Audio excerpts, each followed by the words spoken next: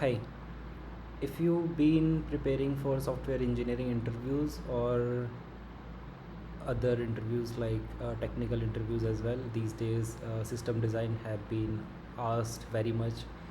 You will be probably heard these words again and again, system design basically.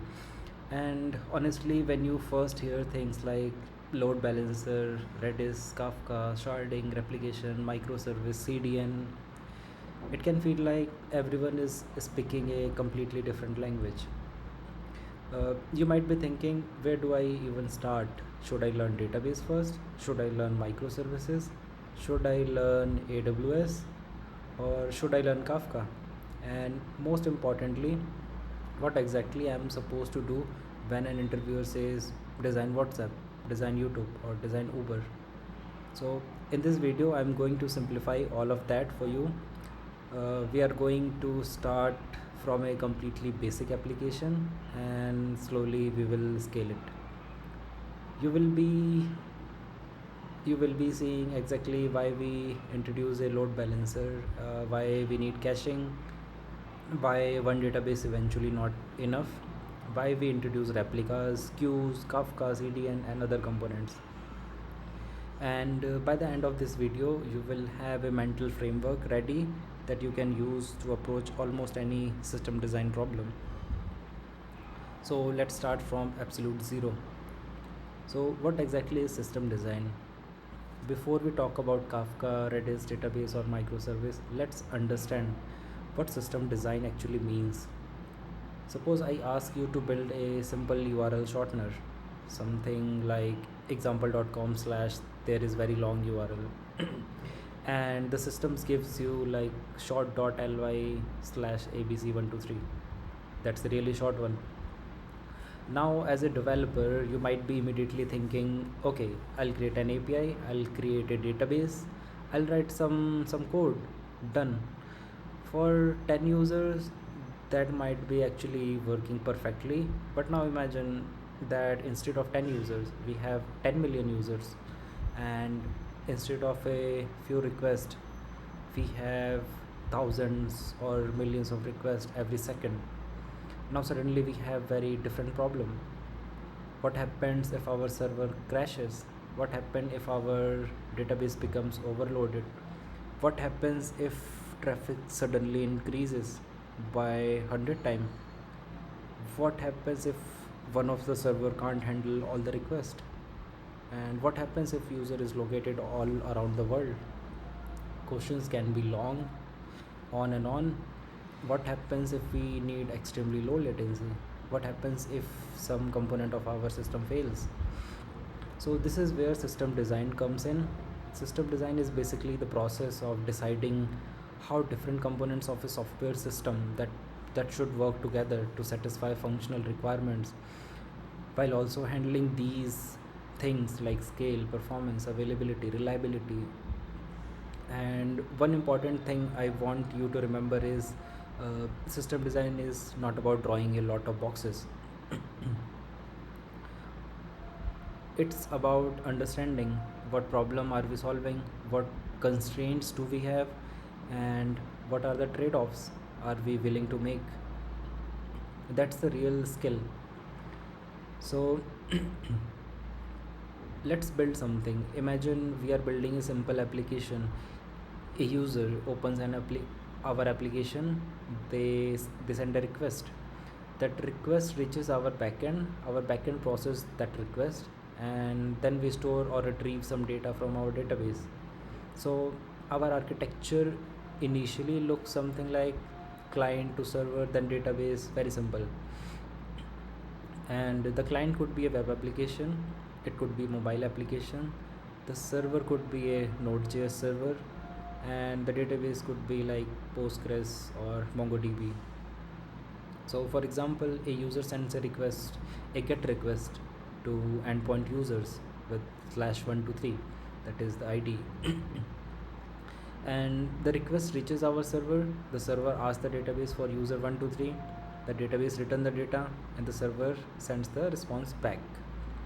For a small application this is completely fine. In fact, this is how I recommend beginners to start with. So don't over engineer a system before you have a problem. But let's now scale it. But let's discuss what is vertical and horizontal scaling. There are two types of scaling. So imagine our server is getting more and more traffic. Initially our server has, for example, 2 CPU cores and 4 GB of RAM, and it's handling everything, but traffic keeps like increasing. Our solution is like it should be a vertical scale. We simply make the server big, and maybe now we have 16 CPU cores and 64 GB of RAM and a much more powerful machine. This is vertical scaling. So basically same server with more resources. It's simple, but it has a problem. There is a limit to how big one machine can be, and there is another problem. So what happens if that machine goes down? Our entire application will go down. So eventually we want another approach, and that is horizontal scaling. Instead of having one huge server, we can have multiple servers. For example, server 1, 2, 3, 4, on and on. Now if one server fails, like the other can continue serving the request, and we can add more servers when traffic increases. This is one of the most important concepts in system design. Horizontal scaling allows us to handle traffic and by adding more machines. But now we have a new problem. If there are 4 servers, which servers should I receive the request? That's where our next components comes in. That is load balancer. So instead of uh, instead of the client directly taking to the server, the client talk to the load balancer, and the load balancer distribute request across our servers. So now we have client, then load balancer in between the server 1, 2, 3, 4. So the load balancer could distribute like request 1 is going to server 1, request 2 is going to server 2, and request 3 is going to server 3. So this prevents one server from receiving all the traffic basically. But load balancers can do more than simply distribute the traffic. They can also perform the health check. Imagine server 2 crashes. The load balancer detects that server 2 is unhealthy. It stops sending traffic there and send requests to healthy servers. This gives us better availability. Now our architecture is already more scalable. But there is another problem here, the database. The database becomes the bottleneck. Now we have 4 application server running, but all 4 of them are we talking to one database. So our architecture looks like client is calling load balancer is calling the app servers, and all servers are calling the single database. As the traffic increases, our application server can scale horizontally, but our database is still one machine, and eventually the database becomes our bottleneck. So what can we do here? There are several techniques. One of the simplest is database replication. We can have our primary database, and we can have multiple read replicas. The primary database will handle the writes, the read replicas handle the reads. For example, we have to create a user, we can use the primary database. We have to update the user, we can use the primary database. But if we have to get the user, we can read the replicas, not the primary database for that. And for example, we have to get the products, we can read the replica. So this allows us to distribute read traffic, but we have to understand an important trade-off. If the data is written to the primary database, there can be small delay between that data appears on the replicas. This is called replication lag. So system design is not add replicas and everything is solved. It's like, what are the requirements? If we can tolerate slightly scaled data, read replica can work well. If we absolutely need the latest data immediately, we need to think more carefully about where read goes. And this is exactly what I mean when I say system design is about trade offs. So, our next topic is caching. Now, let's imagine something else. Suppose our replication application receives request for products, and a million user request the same product. Do we really need to ask the database a million time? Probably not. Instead, we can introduce caching. A cache stores frequently accessed data in much faster storage layer. A common technology used for this is Redis. So our request flow comes like client to load balancer to application server, sorry, and application server to Redis before database. And if the data exists in Redis, we will return immediately. If don't even need to query the database, if it doesn't exist, we query the database, then we put the result into Redis, and next request can get it from the cache. This is called cache pattern. And caching can dramatically reduce database load and improve response time, but caching also creates another problem. What happens when the data changes? Imagine our product price is 1000 and Redis have 1000, but the database is updated to 900. If the Redis still contains 1000, we will be returning the incorrect information, and this is a famous problem, like cache invalidation.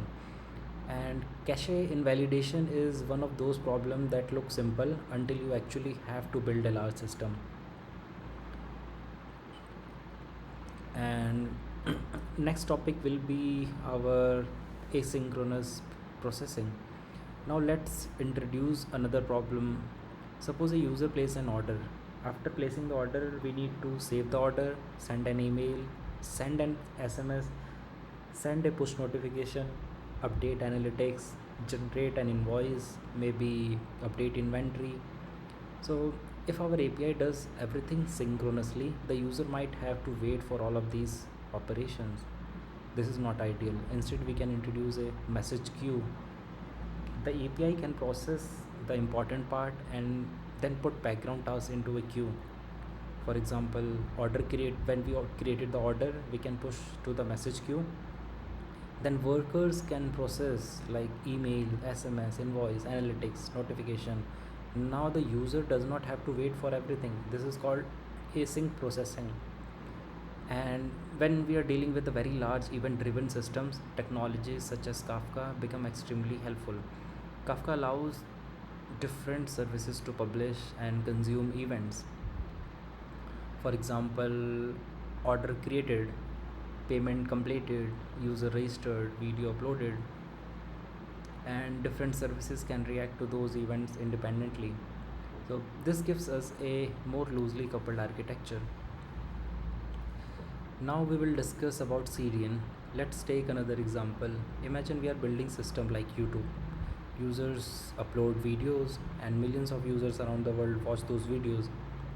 Would we want every user to download the video directly from our application server? Absolutely not. That would put enormous pressure on our infrastructure. Instead, we can use object storage plus CDN. So the video can be stored in object storage, for example something like AWS S3. Then a CDN can cache and deliver content closer to that user. So if a user is in, for example, New York, watches a video, they don't necessarily need to download every byte from a server located somewhere far away. The CDN can serve content from an edge location closer to them. This reduces the latency and takes load away from our origin infrastructure. This is why CDN are extremely important. And